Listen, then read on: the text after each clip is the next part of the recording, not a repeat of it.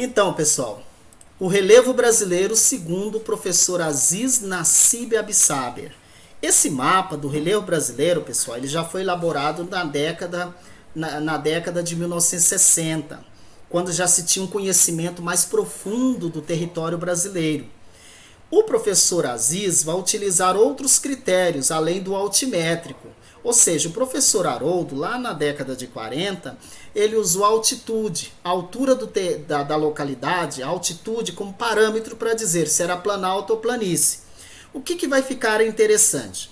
O interessante é que o professor Aziz, ele vai concordar com o professor anterior da década de 1940. Ele vai dizer, olha, o Brasil realmente só possui planaltos e planícies.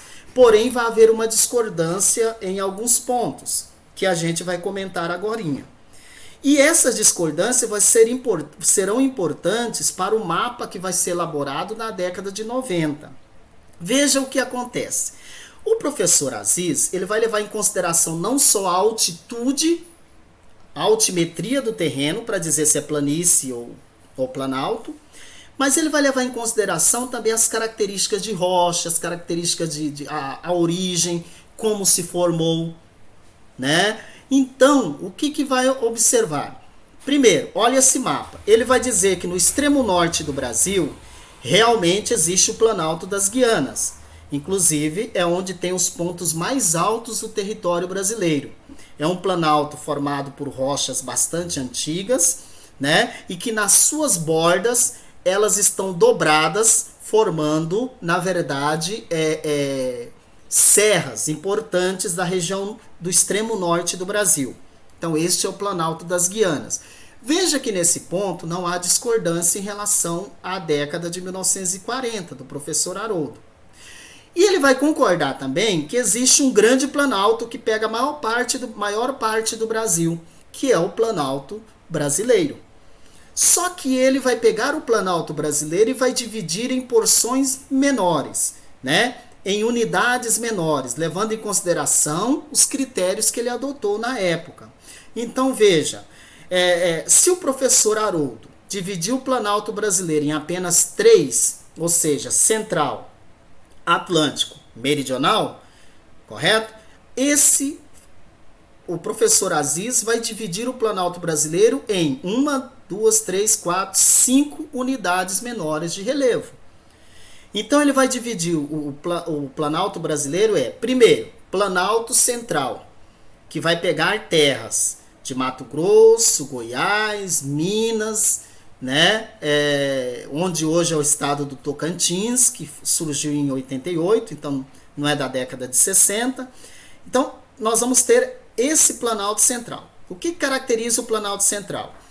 É um planalto com grandes extensões planas e a presença de chapadas, como eu já expliquei. Aí ele vai pegar o Planalto Atlântico, ele vai dividir em 3 unidades menores. O que o professor Haroldo dizia que era Planalto Atlântico, no extremo norte, do extremo norte desse planalto, ele vai chamar de Planalto Maranhão-Piauí. A região de chapadas do Nordeste, ele vai chamar de Planalto Nordestino.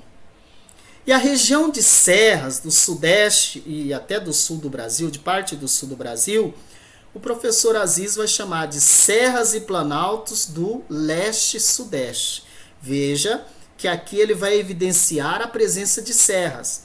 Então ele vai dizer, é um planalto, porém com muitas serras. Então ele deu o nome de Serras e Planaltos do Leste e Sudeste, correto?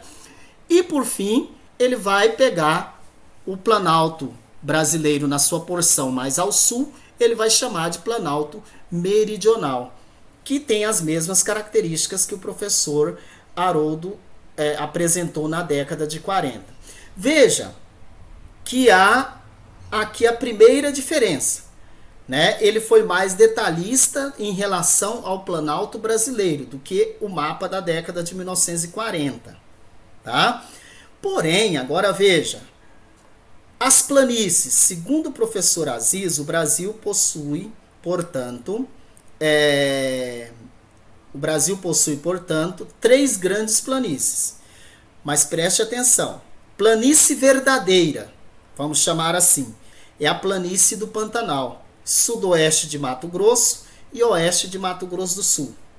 Além disso, a planície costeira, toda a costa brasileira, uma planície específica. Então é planície, só que olha só, ele vai dizer planície e terras baixas costeiras. Veja que ele acrescentou o termo terras baixas. Sabe por quê? Porque tem características de planície, mas a altitude não é condizente com planície, é um pouco mais elevado. Então são terras baixas, né? Ou baixos planaltos. Então, planície e terras baixas, porque o relevo brasileiro do litoral, planície, e começa a subir o relevo, né? Começa a elevar um pouco. E veja o que aconteceu com a Amazônia. A grande planície amazônica, o professor Aziz vai colocar como sendo planície e terras baixas amazônicas. Por quê? Ele vai perceber que próximo aos rios, realmente, a Amazônia tem muitos rios. Próximo aos rios, realmente é uma planície. Mas que à medida que você afasta das margens dos rios, o terreno sobe um pouquinho. Então não daria para ser classificado como planície. Mas também não dá para dizer que é planalto. Então ele deu o nome de terras baixas.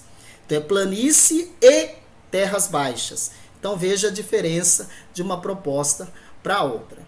Mas fica uma semelhança. Qual é a semelhança?